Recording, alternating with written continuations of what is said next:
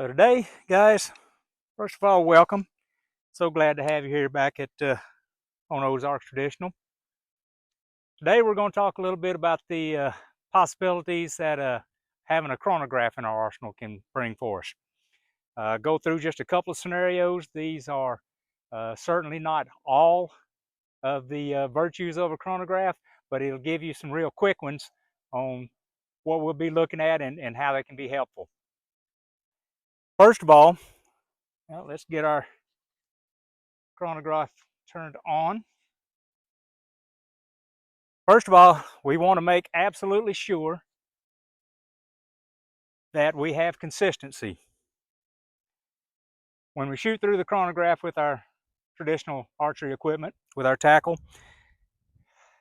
ideally over a few shot string, we will want to be within from 1 to 3 feet per second of standard deviation from one shot to the other. So let's see if we can achieve that first, then we'll talk about it a little bit.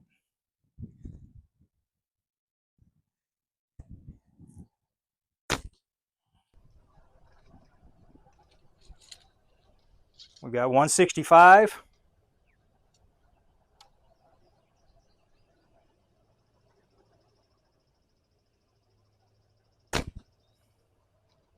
We've got 166.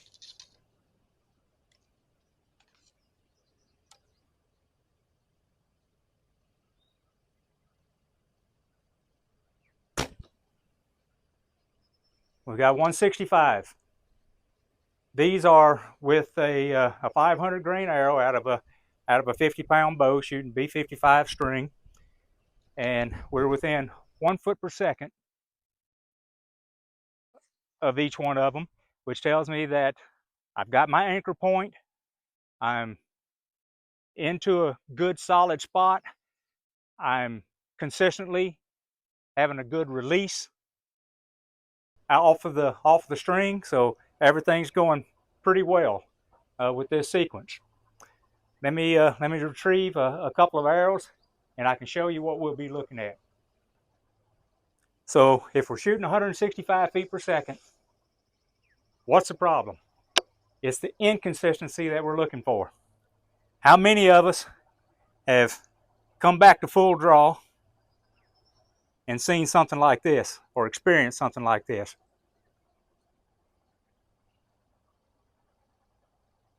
Collapsing in our shot.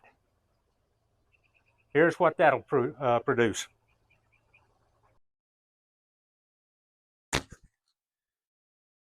.161. Let's look at that again.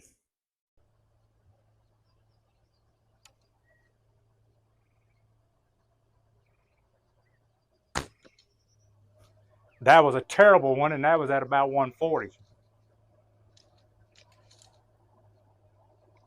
When we start coming across these types of inconsistencies, when we have 5 to 10 feet per second off of what we think our average should be, it's time to set a camera up there in front of us so we can watch ourselves go through our shot cycle and see what's going on, because we need to come back to this consistency.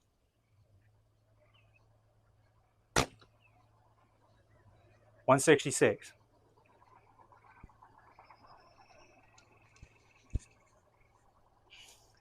So that is one way that the chronograph can help us, just in maintaining our shot sequence and our shot cycle, to know that we're being consistent in the way that we perform from shot to shot. Another way is between bows. So I've switched from the hunting recurve over to my long bow. This one is a 55-pound long bow, and I am shooting through it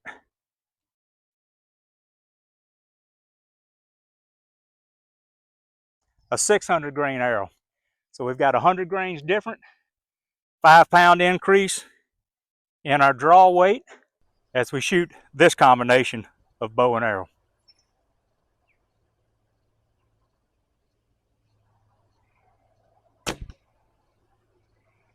.161.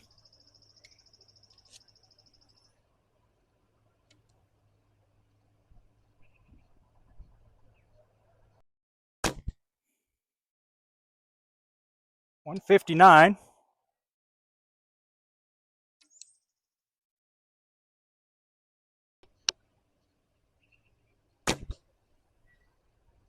And a 160. So we're within 2 feet per second difference in our shots. We're still being pretty consistent with it. Now, I've got a 470 grain arrow that is also tuned to this bow. And let's see what we get out of this lighter arrow.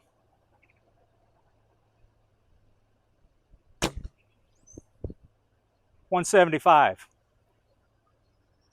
So with a 600 grain arrow, we're shooting 161 feet per second average. With a 470 grain arrow, we're shooting 175 feet per second. You think, wow, that looks like the way to go. Now let's take all the numbers that we've shot through this chronograph. Let's put them into our kinetic energy and our momentum formulas and see which way we think that we want to go for a hunting arrow. Then we'll be back to talk about that in just a moment.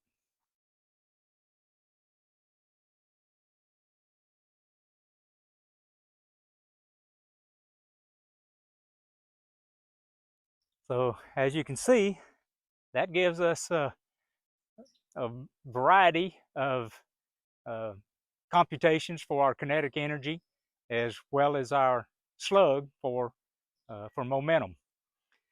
I'm not about to tell you which way is the way to go on it. The way I like to look at it, momentum and penetration mean a lot to me. If I take a shot at one of the animals, I want the best possible outcome for that. So I tend to lean more towards a heavier arrow from the distances I'll be shooting. 175 feet per second on that long bow with a heavy arrow versus 161 feet per second with a 600 grain arrow versus 175 feet with a 470 grain arrow gives me quite the boost in momentum as far as my penetration. And yes, it is 14 feet per second increase in speed, but my hunting ranges are going to be hopefully inside 15 yards, absolutely inside of 18 to 20 yards. So that little bit of boost in speed is not going to give me that much of an advantage as far as the arrow getting there and beating a deer, jumping the string or anything. However, it will give me an advantage over quietening my bow down so that there'll be a little less chance of frightening the deer with the sound of the bow going off. I believe, I could be wrong, and there are those that have certainly argued against it. And there's been days where back in my early archery career with compounds, I was a speed freak. We all were. We paid homage to the voices of IBO. This is a new venture, a new horizon for me. I think I like the idea of the heavier arrow for the possibility of striking bone to go through. I think I've got a little bit better chance of breaking through and getting into the vitals with a little heavier slug number with my penetration. But I'm not here to tell you one way or the other. I'm here to tell you what kind of information that a chronograph can give us, and that's what we all want is more information to make the best informed choice that we can before we head out to the wood to try to take our animal this fall. So just food for thought, something for you to think about, to go with. The chronographs are not expensive pieces of equipment anymore, and now you can get chronographs like the Garmin that you don't have to have the diffused light to shoot over so much. They're not as critical as going through. These are much less expensive. I'd say the Garmin probably goes a little over $300, where these are probably less than 100. It's been a while since I made a purchase on one of these, but I'll see if I can find that for you also. But there you go. That's what a chronograph can do you, and that's only touching the surface of it. So thanks for stopping in. For those that want to see how consistently my shots are, if you go back to my hunting arrow build, you'll find me shooting those same arrows over the chronograph. And if you go back to my impressions of my Black Hunter longbow, you'll see me shooting those same 2 arrows and the speeds that I came up with. I'll link to those videos in case you want to stop back by and take a look at those. So hit the subscribe button, come back and see me, get notified when the next one comes out. Thank you so much. Appreciate all of you stopping by and watching the video. Going to leave you with this.